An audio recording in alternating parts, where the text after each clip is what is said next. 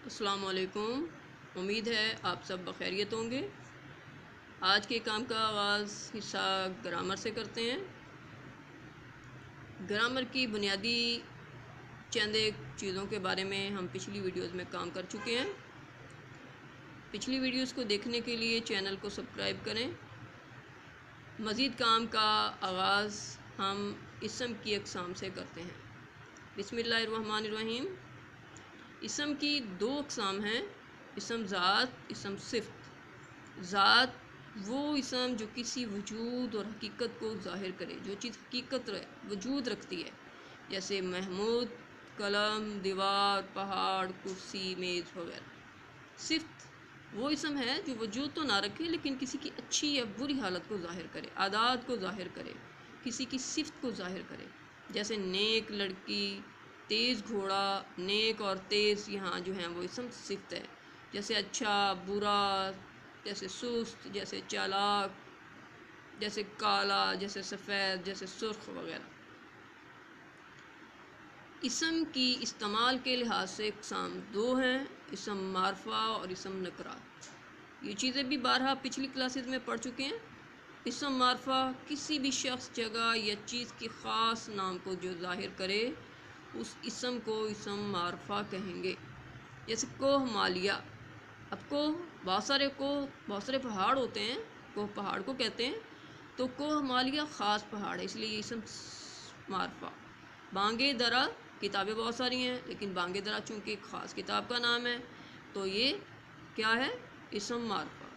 جیسے لاہور، شہر بہت سارے ہیں لیکن لاہور ہے، لہذا یہ بھی اسم معرفہ ہوا۔ جیسے محمود، جیسے احمد وغیرہ۔ اسم معرفہ کو اسم خاص بھی کہتے ہیں۔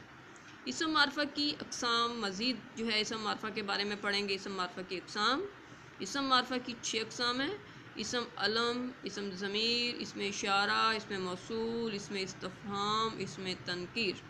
اسم علم وہ اسم جو کسی شخص کے خاص نام کو ظاہر کرے، جیسے شاعر مشرق، غالب، مٹھو، ابن قاسم، شمس العلماء وغیرہ۔ اسم علم کی اقسام 5 ہیں مزید: خطاب، نمبر 2 لقب، نمبر 3 تخلص، نمبر 4 کنیت، نمبر 5 عرف۔ نمبر 1 خطاب وہ اسم معرفہ جو کسی خوبی کی وجہ سے حکومت کی طرف سے دیا جائے، جیسے رستم زماں، شمس العلماء، خان بہادر وغیرہ۔ لقب وہ اسم معرفہ جو کسی خوبی کی وجہ سے قوم کی طرف سے دیا جائے۔ خطاب جو حکومت کی طرف سے اور لقب قوم کی طرف سے، جیسے مادر ملت، جیسے موسیٰ کلیم اللہ، عیسیٰ روح اللہ، قائد اعظم، قائد ملت وغیرہ وغیرہ۔ لقب عام طور پر کسی واقعہ، وصف یا تعلق کی وجہ سے مقرر ہوتا ہے۔ تخلص وہ مختصر نام جو شاعر حضرات اپنے اشعار میں استعمال کے لیے رکھ لیتے ہیں، جیسے ابراہیم ذوق، جیسے اسد اللہ خان غالب، جیسے الطاف حسین حالی۔ تو اس میں ذوق، غالب، حالی وغیرہ جو ہیں وہ تخلص ہیں۔ کنیت وہ اسم جو باپ، ماں، بیٹے، بیٹی کسی کے تعلق کی وجہ سے پکارا جائے، جیسے ابن مریم، ابن خطاب، ابو القاسم، ابو تراب وغیرہ۔ ابن مریم، مریم کا بیٹا، حضرت عیسیٰ علیہ السلام جو ہے وہ مریم کے بیٹے تھے، لہٰذا ابن مریم کہا جاتا ان کو۔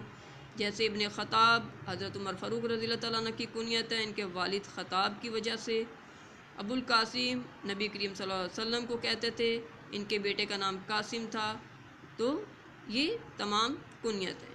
عرف وہ اسم ہے جو یا تو والدین بچپن ہی سے بچے کا نام پیار کی وجہ سے رکھ دیتے ہیں، یہ اصل نام بگڑ کر یا پھر کسی انسانی خوبی یا نقص کی وجہ سے اس کا کوئی ایک نام مشہور ہو جائے تو یہ نام محبت، عقیدت، نفرت، حقارت کی وجہ سے بھی پڑ جاتا ہے، جیسے پپو، مٹھو، چندہ، مون، جاوید سے جیدہ، رشید سے شیدہ اور اکرم سے عقی وغیرہ وغیرہ۔ اب ہم اسم معرفہ کی دوسری قسم کی طرف آتے ہیں۔ پہلے ہم نے اسم معرفہ کی قسم نمبر 1 پڑھی اور اسم علم اور اسم علم کی مزید اقسام۔ اب اسم ضمیر وہ اسم ہے جو کسی دوسرے اسم کی جگہ استعمال کیا جائے، کیونکہ تحریر و تقریر میں ایک نام کا بار بار لانا اچھا نہیں سمجھا جاتا، معیوب سمجھا جاتا ہے۔ مثلاً وہ، تو، تم وغیرہ۔ اب جیسے ندیم آیا، اس نے سبق پڑھا اور وہ چلا گیا۔ اب اگر یہ یوں ہوتا کہ ندیم آیا، ندیم نے سبق پڑھا اور ندیم چلا گیا تو کچھ اچھا نہ لگتا۔ لہذا ندیم کی جگہ پر اس اور وہ جو لفظ آئے ہیں، یہ جو الفاظ ہیں، یہ دونوں اسم ضمیر ہیں۔ اسم ضمیر کی اقسام: ضمیر فاعلی، مفعولی، ضمیر اضافی۔ 3 ہے۔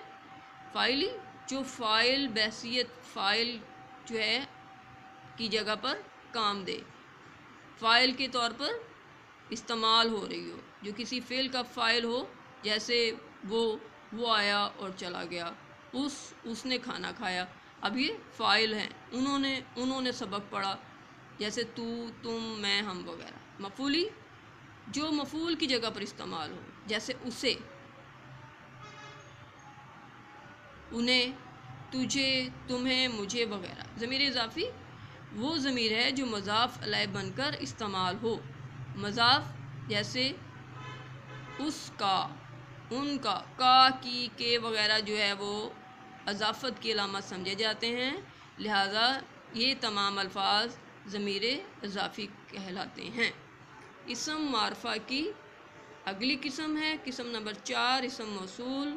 وہ اسم جسے کسی جملے کے ساتھ لگائے بغیر اس کے معنی سمجھ میں نہ آئیں، وہ یہ ہیں: جو کوئی محنت کرے گا کامیاب ہو جائے گا۔ اب اگلا جملہ نہیں لگا تو جو کوئی کا بھی مطلب واضح نہیں ہے۔ جس نے محنت کی وہ پاس ہو گیا۔ اب جسے کھانا ملا ہے وہ چلا جائے۔ جنہیں، جو کچھ وغیرہ وغیرہ۔ اسم اشارہ، جیسا کہ اس کے نام سے ہی ظاہر ہے، وہ تمام الفاظ جو کسی کے طرف اشارہ کرنے کے لیے استعمال کیے جائیں اسم اشارہ کہلاتے ہیں۔ اس میں قریب کے لیے بھی ہو سکتا ہے، دور کے لیے بھی ہو سکتا ہے۔ وہ تمام الفاظ جو قریب کے لیے اشارہ کرنے کے لیے استعمال ہوں اسم اشارہ قریب کہلائیں گے، جو دور کے لیے استعمال ہوں گے وہ اسم اشارہ بعید کہلائیں گے۔ اب اسم بعید، اسم قریب۔ بعید وہ تمام الفاظ جو دور کے لیے، جیسے وہ، تو، جیسے یہ قریب کے لیے، وہ دور کے لیے۔ جیسے وہ لڑکا، یہ کتاب، یہاں وہ اور اسم اشارہ ہے، لڑکا کتاب مشار علیہ ہے، جس کی طرف اشارہ کیا جائے گا اسے مشار علیہ کہیں گے۔ اسم استفہام، استفہام سوالیہ، بات چیت کرنے کے لیے۔ استفہام بات پوچھنے یا سمجھنے کو کہتے ہیں۔ ان کے لیے کون، کس، کن، کیسا، کتنا وغیرہ وہ تمام الفاظ جو سوالیہ طور پر استعمال ہوں گے وہ تمام الفاظ اسم استفہام کہلائیں گے۔ اسم تنکیر، اس میں تنکیر وہ لفظ جو غیر معین شخص کے لیے بولے جائیں جن کے بارے میں کچھ پتہ نہ ہو لیکن وہ ہوں، جیسے کسی نے بات کی، یہاں کچھ ہوا ہے، کوئی آیا اور چلا گیا۔ اب ان کے بارے میں پتہ نہیں ہے، کوئی کون یہ نہیں معلوم لیکن کوئی ہے، تو یہ غیر واضح غیر معین شخص کے لیے بولے جانے والے الفاظ کو اسم تنکیر کہیں گے۔ آج کے کام کا اختتام یہاں تک کرتے ہیں۔ اللہ آپ کا حامی و ناصر ہو۔ والسلام۔